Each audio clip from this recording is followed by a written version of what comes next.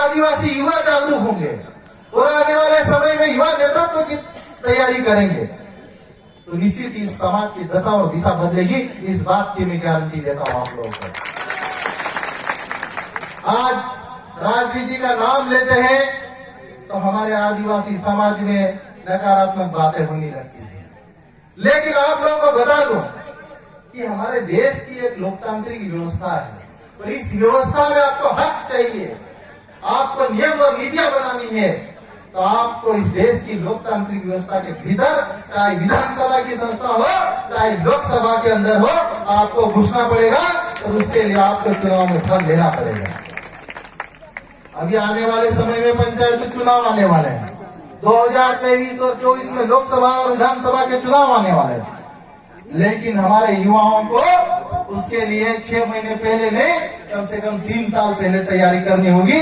अगर 3 साल पहले 2 साल पहले तैयारी करती तो मैं इस बात की गारंटी लेता हूं कि आपको, आपके नए, हमारे समाज के नए युवा बेटियों को विधानसभा और लोकसभा के अंदर घुसने से दुनिया की कोई ताकत नहीं रोक सकती। लेकिन उसके लिए आज जो हम सोशल मीडिया पे देख रहे हैं, आदिवासी समाज का युवा सिर्फ आदिवासी समाज का विरोध करने के लिए जाना जा रहा है। जो मुद्दे हैं, आज महंगाई, मीठा तेल 200 रुपए की किलो के पार हो गया है, डीजल पेट्रोल के भाव देखो तो 120 से पार हो गया है। आज हमारे आदिवासी भाई बहन मजदूर करने के लिए पिकअप में भर भर के जाते हैं, उनको 150-200 रुपए से ज्यादा की मिनिमम मजदूरी नहीं मिल पा रही है। इन मुद्दों पे चर्चा करने के लिए कोई तैयार नहीं है। क्या हमारे समाज की युवा, ये ऐसे युवा जो एक दूसरे के प्रति टीका टिप्पणी करते हैं, एक दूसरे की बुराई करने में समाज समय की बर्बादी कर रहे हैं, इस समाज का, देश का विकास कर पाएंगे या आदिवासियों का भला कर पाएंगे? अपने दिल पे हाथ रख के पूछिए आप लोग, कभी भला नहीं कर सकते ये लोग। अगर समाज का भला करना है, समाज को नेतृत्व देना है, तो आप लोगों को एक दूसरे के कंधे से कंधा मिलाकर आगे बढ़ना पड़ेगा, वरना ये गलत फहमी में नहीं रहना कि मैं इसको गाली दूंगा, इसकी बुराई करूंगा और मैं आने वाले समय में विधायक और सांसद बन जाऊंगा। इसकी गलत फहमी में कोई नहीं रहे। आज प्रदेश में आदिवासी बेटियों को 10-10 फीट गहरे गड्ढे में गाड़ दिया जाता है, आदिवासी बेटों को पिकअप पे पीछे घसीट कर बांध कर मार दिया जाता है, और हमारे समाज के युवा सत्ता पक्ष के खिलाफ आवाज उठाने की बजाय एक दूसरे की टांग खींचने में अपना समय बर्बाद कर रहे हैं। क्या ऐसे लोग समाज का भला करेंगे? नहीं कर पाएंगे। और आप सभी भाइयों से, बहनों से मैं कहना चाहता हूं, ये समय आदिवासियों के लिए बहुत बुरा दौर से गुजर रहा है और उसके पीछे कारण यही है, आज हम लोग एक दूसरे का साथ देने के लिए तैयार नहीं। आज आदिवासी समाज में कितने बड़े उद्योगपति हैं आप लोग सोचिए, एक भी बड़ा उद्योगपति आदिवासी समाज में हमारे जिले में, प्रदेश में नहीं मिलेगा। लेकिन हमारे युवाओं को अगर कंपटीशन करना है, अगर हमारे लोगों को अगर इतना ही जुनून और इतना ही स्वाभिमान है अपने अंदर, आप बड़े उद्योगपति बनिए, आप बड़ा आदमी बनिए, व्यापार करिए, आपका ही नहीं आपके पूरे गांव का भला होगा। आज हमारे युवा सिर्फ पढ़ाई लिखाई करके सरकारी नौकरी की तरफ भाग रहे हैं, और हमारी सरकार है पिछले 15 साल से 18 साल से मध्य प्रदेश में एसटी और एससी के बैकलॉग के पद नहीं भरे गए। क्या इसके लिए समाज को आवाज नहीं उठाना चाहिए? क्या युवाओं को आवाज नहीं उठाना चाहिए? आज हमारे गरीब मजदूर माँ बाप, किसान के बेटे इतनी मुश्किल से इंदौर में 5,000-10,000 का किराया कमरा लेके पढ़ाई कर रहे हैं, और उनकी उम्र अभी जो नौकरी लगने की 45 साल से ऊपर होने वाली है, लेकिन सरकार ने 18 साल से जब नौकरी के अवसर पैदा नहीं करेगी तो हमारे समाज का, हमारे भाइयों का, हमारे युवाओं का भला कैसा होगा? हमको इस पे सोच चिंतन मंथन करने की जरूरत है। आज हमारे देश में जो हमारा समाज 5वीं अनुसूची के लिए सड़कों पे संघर्ष कर रहा है, पेसा कानून 1996 में बना है, पेसा कानून 1996 में बना है, पर जब जोरबट चुनाव आया तो मध्य प्रदेश के मुख्यमंत्री शिवराज सिंह चौहान जी पेसा कानून की बात करने लगे। लेकिन ये 18 साल तक कभी मामा ने कभी पैसा कानून की बात नहीं करी। ये हमारे आदिवासी भाइयों को समझने की जरूरत है और ये जानने की जरूरत है कि युवा नेतृत्व की जरूरत क्यों है। आप विरोध करिए, लेकिन मुद्दों का विरोध करिए। मदन मास्केल जी ने कहा, हमने आज हमारे इस कार्यक्रम में सभी समाज के, सभी जातियों के, सभी धर्म के, सभी पार्टी के लोगों को आमंत्रित किया। और इसीलिए किया क्योंकि मतभेद हो सकते हैं, अपने विचार अलग अलग हो सकते हैं, लेकिन मन में भेद नहीं होना चाहिए। ये विश्वास के साथ हमको चलना पड़ेगा और हमारा काम है जोड़ना। आज सोशल मीडिया पर कई ऐसे लोग अफवाह फैलाते हैं कि देश 2 भागों में टूट गया, देश 3 भागों में टूट गया, देश 4 भागों में। मैं आप लोगों को कहना चाहता हूं, देश एक विचारधारा है और विचार कभी टूटते नहीं है, विचार हमेशा अमर रहते हैं। कई लोग सोशल मीडिया पे देश के बारे में देश असली देश नकली की बात करते हैं। देश तो विचारों की एक क्रांति है और क्रांति हमेशा ओरिजिनल होती है, कभी नकली क्रांति नहीं हो सकती है। ये जरूर है कि असली और नकली की परिभाषा लिखने वाले लोग खुद नकली हो सकते हैं। आज ये मेरे मनावर विधानसभा क्षेत्र के हमारे उमरबंद ब्लॉक के इस लुलेरा बुजुर्ग में जो एक कार्यक्रम आयोजित किया, यहाँ की पंचायत की कमेटी ने जवान सिंह सरपंच के नेतृत्व में, और यहाँ के हमने इस कार्यक्रम की जो 20 सदस्य कमेटी बनाई है, उन्होंने कितनी कड़ी मेहनत करी इस छोटे से गांव में। आप लोग जान सकते हैं, इसे कहते हैं युवा नेतृत्व। उन्होंने करके दिखाया। आज इस छोटी सी जगह पे इतना बड़ा आयोजन करके दिखाना, इसे ही कहते हैं युवा नेतृत्व। और मैं आप सभी से यही अपेक्षा करता हूँ कि जब आप लोग के पास सोच बड़ी होगी, विजन होगा, दूरदृष्टिता होगी, तो आने वाले समय में 2023 में विधानसभा के अवसर हो, चाहे 2024 में लोकसभा के अवसर हो, आप लोग भोपाल और दिल्ली पहुंचेंगे। ये मैं आप लोगों से भी कहना चाहता हूँ, लेकिन उसके लिए हमारे पास अनुशासन भी होना पड़ेगा। हमको अनुशासित रहकर भारत के संविधान में बाबा साहब अम्बेडकर ने जो हमको अधिकार दिए हैं, जयपाल सिंह मुंडा जैसे आदिवासी नेतृत्वकर्ताओं ने हमको जो संविधान में अधिकार दिलाए, हक दिलाए, उन हक और अधिकार को लेना है, हमको अनुशासन में रहना पड़ेगा। हमको समाज में शांति बनाए रखने के लिए, भाईचारे और मोहब्बत बनाए रखने के लिए काम करने की दिशा में काम करना पड़ेगा।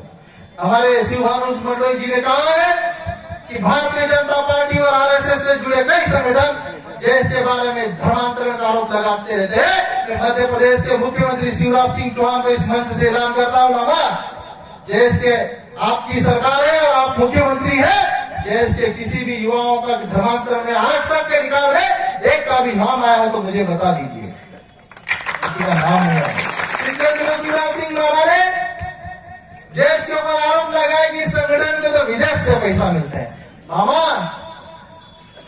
शिवराज मामा, मैं आपसे कहना चाहता हूँ, जितने भी युवा हमारे मंच में देश के कार्यक्रमों में आते हैं, अपना पैसा खर्च करके आते हैं, अपनी मजदूरी का, अपने खून पसीने की कमाई खर्च करके इस देश के कार्यक्रमों में आते हैं। तो किसी के मार के लाल की हिम्मत नहीं कि इनको कोई बेटा सके, इनको कोई रोक सके। आज ये देश की आवाज, जैसे कि शुरुआती वक्ताओं ने कहा है कि ये देश की आवाज भोपाल से लेके दिल्ली तक जा रही है मेरे भाइयों। और ये आदिवासी प्रदेश के आदिवासियों की आवाज नहीं बना है संगठन, ये सिर्फ आदिवासियों का ही नहीं है, प्रदेश के गरीब, मजदूर, किसान, सभी वर्गों के गरीबों की आवाज बना है। तो आज इस संगठन के ऊपर प्रदेश की नहीं, देश की एक एक इंटेलिजेंस की एजेंसियां हमको बात करती है। और हम चाहते हैं कि इंटेलिजेंस एजेंसियां केंद्र सरकार और राज्य सरकार को बताए कि आदिवासी क्षेत्रों की हकीकत क्या है। आपने स्कूलें तो खोल दिया आदिवासी इलाकों में, लेकिन पढ़ाने के लिए टीचर नहीं भेजे। आपने अस्पताल तो खोल दिया आदिवासी क्षेत्रों में, लेकिन इलाज करने वाले डॉक्टर नहीं भेजे। एक एक डॉक्टर के भरोसे आपने अस्पतालें छोड़ दिए, एक एक मास्टर के भरोसे आपने ये शालाएं छोड़ दी, स्कूलें छोड़ दी। तो क्या ऐसे में आदिवासी इलाकों का भला होना है? नहीं होना है। आदिवासी क्षेत्रों में देश के बारे में कई बार भ्रम फैलाया जाता है कि ये संगठन सिर्फ आदिवासियों की बात करता है। लेकिन मैं आप लोगों से मैं कहना चाहता हूँ, ये संगठन आदिवासी हो चाहे गैर आदिवासी हो, किसी के साथ भी अन्याय और अत्याचार होगा तो हम उसके साथ खड़े रहेंगे, मैं वादा करता हूँ मेरे भाइयों। और हमारा किसी भी समाज से, किसी भी धर्म से, किसी भी जाति से कोई विरोध नहीं, कोई मनभेद नहीं।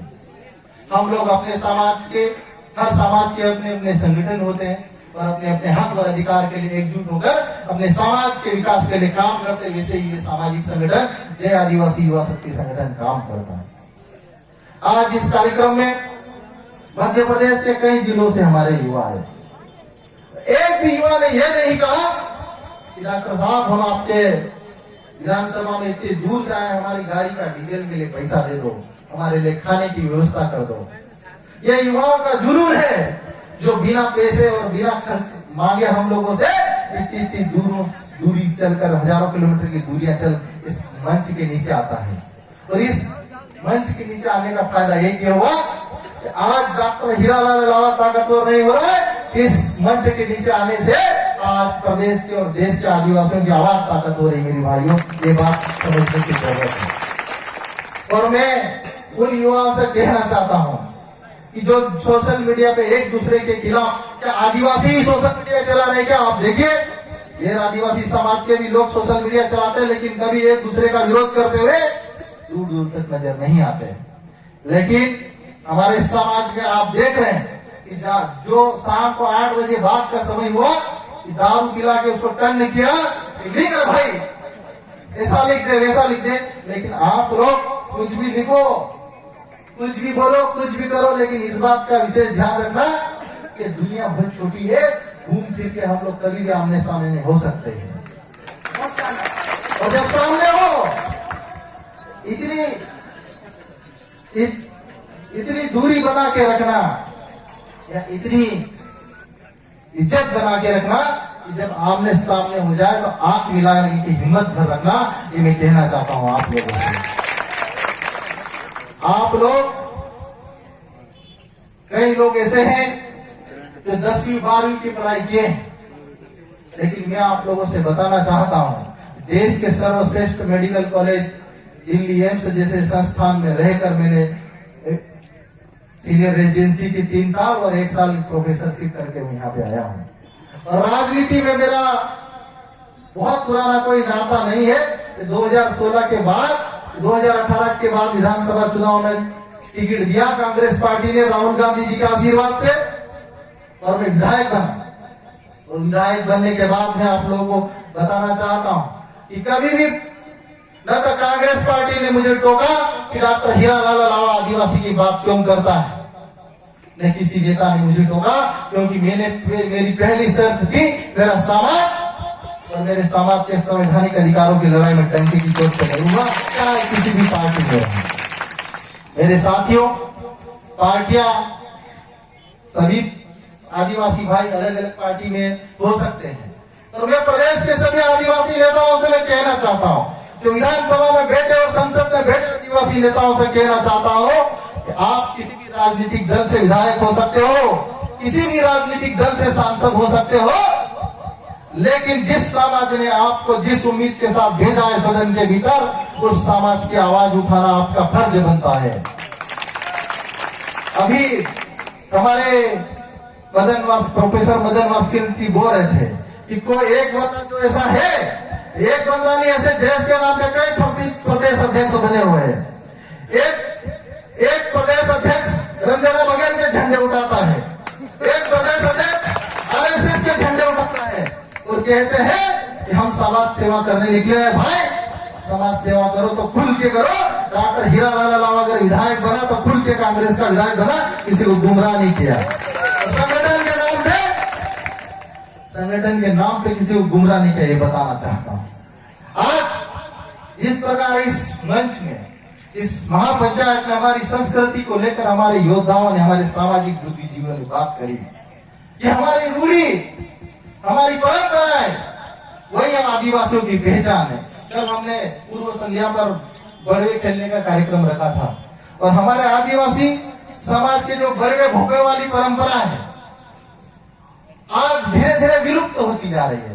कल मैं इतना बड़ा हो गया, लेकिन मैं खुद पहली बार ये बड़ों परंपरा देखा। उनके जो गाने थे, उनकी जो भाषा थी, उनकी जो बोली थी, मुझे तो नहीं लगता हमारी नई पीढ़ी के युवाओं को किसी को समझ में आई होगी। किसी को आ रही थी क्या? नहीं। लेकिन आदिवासियों की भाषा, आदिवासियों की बोली, आदिवासियों की रूढ़ियों को संरक्षित करने की जिम्मेदारी आप सभी युवाओं के कंधों के ऊपर है। अगर आप लोग इनको नहीं बचाएंगे तो आने वाले समय में भाषा और रूढ़ी खत्म हुई, उस दिन आप खत्म हो जाओगे। इस बात की मैं आपको गारंटी दे रहा हूं मेरे भाइयों। आज हम पढ़ने लिखने के बाद भले जींस पैंट पहनने लग गए, कि कोष्टी और धोती छोड़ के भले हम जींस पैंट पे आ गए हैं, लेकिन हमको अपनी औकात नहीं भूलना चाहिए मेरे भाइयों। जिस दिन आप अपनी संस्कृति, अपनी परंपरा भूल जाओगे, जिस दिन अपनी ये भाषा और बोली भूल जाओगे, कोर्ट में साबित नहीं कर पाओगे कि तुम आदिवासी हो। आदिवासी होने के लिए तुमको ये सब चीज जरूरी है। तुम्हारी भाषा बोली तुमको आना चाहिए।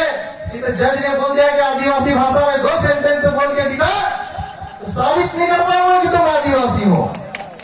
ये गारंटी के साथ से बोल रहा है। बात कमेटी बनी हुई सुप्रीम कोर्ट के निर्देश पे, आदिवासी जिस दिन अपनी भाषा को भूल जाएगा, अपनी संस्कृति को भूल जाएगा, अपनी बोलियों को भूल जाएगा, तो ये कैसे साबित कैसे होगा?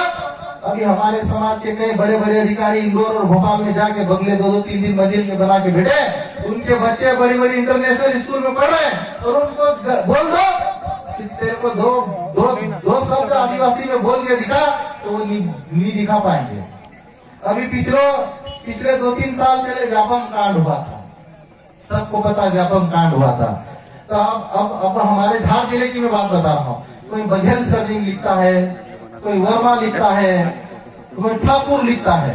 अब वो बघेल रीवा में भी राजपूत ठाकुर होते हैं, तो रीवा में भी अगर कोई राजपूत वर्मा जी लिखते हैं, तो उधर के लोगों को शक हुआ कि ये साले आदिवासी नहीं हो सकते, तो राजपूत लोग हैं, तो उन्होंने कोर्ट में केस लगा दिया उनके ऊपर। तो उस केस से अभी तक बरी नहीं हो पाए वो लोग, आदिवासी है कि नहीं आदिवासी।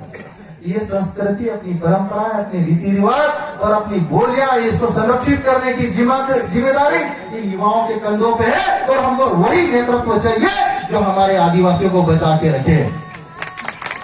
जंगल जमीन की लड़ाई भले बिरसा मुंडा ने शुरू करी थी, भले कंटा भील ने शुरू करी थी, भले काजा नायक और भीमा नायक ने शुरू करी थी, भले राणा कुंजा भील ने शुरू करी थी, लेकिन इस लड़ाई को खत्म करने की जिम्मेदारी नई पीढ़ी की, नई जनरेशन के आदिवासी युवाओं के कंधों पे है मेरे भाइयों। इसीलिए जैस महापंचायत की जरूरत है हमें। फेसबुक पे रोने से राज नहीं मिलेगा, फेसबुक पे गाने से राज नहीं मिलेगा। बिरसा मुंडा की तरह संघर्ष करना पड़ेगा, कंटा भील की तरह लड़ाई लड़ना पड़ेगा, तब जाके आदिवासी राज आएगा मेरे भाइयों। फेसबुक पे चीखने चिल्लाने से हमको आदिवासी का राज नहीं आने वाला है, आदिवासी सरकार नहीं बनने वाली है। उसके लिए हमको रणनीति बनकर जमीन के मैदान में मोर्चा संभालना पड़ेगा। हमारे आदिवासी भाइयों के सुख दुख में, दर्द में समझना पड़ेगा। मुझे पता है मध्य प्रदेश में जब हमारी सरकार थी, 15 महीने की सरकार थी, तो मैं आप लोगों को बताना चाहता हूँ कि कमलनाथ जी से मैंने हर आदिवासी मुद्दों पर कमलनाथ जी से बहस करी, चर्चा करी और आदिवासियों को हक और अधिकार दिलाने की बात करी। आदिवासी दिवस के 9 अगस्त को जो छुट्टी घोषित कराई थी वो डॉक्टर हीरालाल लावा के कहने में मध्य प्रदेश में बात करी। 9 अगस्त में जो मध्य प्रदेश सरकार से हमने 25-25 हजार कितने मिले थे, 1-1 लाख रुपए एक विकास खंड में दिलाए थे, वो डॉक्टर हीरालाल लावा के कहने पे दिलाए थे। और मैं आप लोगों से ये भी भरोसा देना चाहता हूं, क्या है कि सरकार बनाने के लिए 116 विधायक चाहिए। कितने? 230 की विधानसभा में कितने विधायक चाहिए? अगर आप लोग 116 नहीं 110 भी विधायक बना के, हम आदिवासी सरकार बना के दिखा देंगे। आप लोगों को मुआवजा करना है, लेकिन हम एक दूसरे की टांग खींचकर, एक दूसरे की बुराई कर कभी आगे नहीं बढ़ पाएंगे। ये हम लोग को समझना है। और जब तक हमारे युवा राजनीति में जाकर विधानसभा में नहीं लड़ेंगे, जयपाल सिंह मुंडा जैसे आदिवासी समाज को नेतृत्व नहीं करेंगे, लिख के दे दो, आदिवासियों को कोई हक और अधिकार नहीं दिला सकता है। अपनी लड़ाई लड़ने के लिए हमको समाज में ऐसे बेटे तैयार करना पड़ेंगे, ऐसे युवा तैयार करना पड़ेंगे जो आपकी आवाज को सदन के दिल्ली में उठाए, आपकी आवाज को भोपाल के भीतर उठाए, क्योंकि ये ऐसे मंच है अगर दिल्ली की संसद में आपने एक बार भाषण दे दिया तो सिर्फ दिल्ली में नहीं सुनाई देगा मेरे भाइयों, इस दुनिया के 200 ज्यादा देशों में ये भाषण सुनाई देता है। इसको कहते हैं मंच, इसको बोलते हैं सदन। तो उस मंच पर हमारे युवा कैसे पहुंचेंगे, उस मंच पर हमारे युवा कैसे पहुंचेंगे, उस पर हम लोग चिंतन मंथन करना चाहिए। मैं पिछले 7-8 साल से हमारे ये वहां पंचायतें होती है और मैं हमारे समाज के भाइयों को, गैर आदिवासी समाज के भाइयों से मैं कहना चाहता हूँ कि हम कभी भी किसी जाति, धर्म और समुदाय के खिलाफ नहीं है। और आज जयेश में दीवानगी देखिए, आदिवासी तो छोड़ो, कई गैर आदिवासी जयेश की सदस्यता लेकर जयेश को स्थान बना रहे हैं। और आज हमने किसी भी राजनेता को और पार्टी के खिलाफ हम देखो विपक्ष में है और हमारा काम है कि मामा शिवराज सिंह चौहान अगर मीठा तेल 200 रुपए किलो से ज्यादा बढ़ाएगा तो हमारा काम है कि शिवराज सिंह चौहान का हम विरोध करेंगे। अगर शिवराज सिंह चौहान डीजल पेट्रोल के दाम 121 रुपए से ज्यादा बढ़ाएगा तो हमारा काम है कि हम जनता की लड़ाई लड़ेंगे। अगर शिवराज मामा घोषणाएं पर घोषणाएं करेगा, झूठ पर झूठ बोलेगा तो हमारा काम है कि हम सरकार के खिलाफ अपनी आवाज बुलंद करेंगे। तो ये काम सिर्फ डॉक्टर हीरालाल अलावा का नहीं है, ये काम समाज का है। क्योंकि आज जिस प्रकार अडानी अंबानी को मोदी, प्रधानमंत्री मोदी जी पूरे देश की संपत्ति बड़ी बड़ी कंपनियां दे रहा है, अगर आज हम लोग नहीं समझेंगे, आज ये बिजली को प्राइवेट ठेके में दे दिया, आज सड़कों पे जिस पे रोड निकलते टैक्स, आज अपन जिस टोल टैक्स पे 70 रुपए 60 रुपए खरगोन वाले अपने धामदोद वाले को दे रहे टैक्स को, अब ये रोड भी प्राइवेट चलेगा तो इसी पे 200 रुपए टैक्स देके हमको इंदौर जाना पड़ेगा, नहीं तो जाना ही नहीं देगा वहां से आगे हमको। जो रेलवे स्टेशन जो मोदी जी ने निजी ठेके के दिए हैं, जिसका टिकट 3 रुपए होता था, कितना 3 रुपए 5 रुपए, आज पता है उन रेलवे प्लेटफॉर्म के टिकट 50-50 रुपए हो रहे हैं। 50 रुपए दोगे तो आपको अंदर रेल में बैठने के लिए घुसने जाना पड़ेगा। तो कोई 2-4 लोग छोड़ने जाते हैं तो उनके भी 50-50 रुपए टिकट लगेगा, तो अंदर जा सकते छोड़ने के लिए, तो बाहर से ही बाय बाय टाटा टाटा करना पड़ेगा भाई। तो युवाओं का फर्ज है आदिवासी मुद्दों की लड़ाई लड़े, हम किसी व्यक्ति विशेष का विरोध करके, क्योंकि जीवन में हम सभी कभी न कभी एक दूसरे से मिलेंगे, आएंगे, और ये मेरा वादा है कि आप एक दूसरे का कंधे से कंधा मिला के चलोगे तो ये समाज को हम नई ऊंचाई पे ले जाएंगे, नए युवा नेतृत्व तो देंगे 2023 में 24 में दुनिया की कोई ताकत इसको नहीं रोक सकती। और आज के इस कार्यक्रम में हमारे आदिवासी संस्कृति को जिंदा रखने वाले हमारे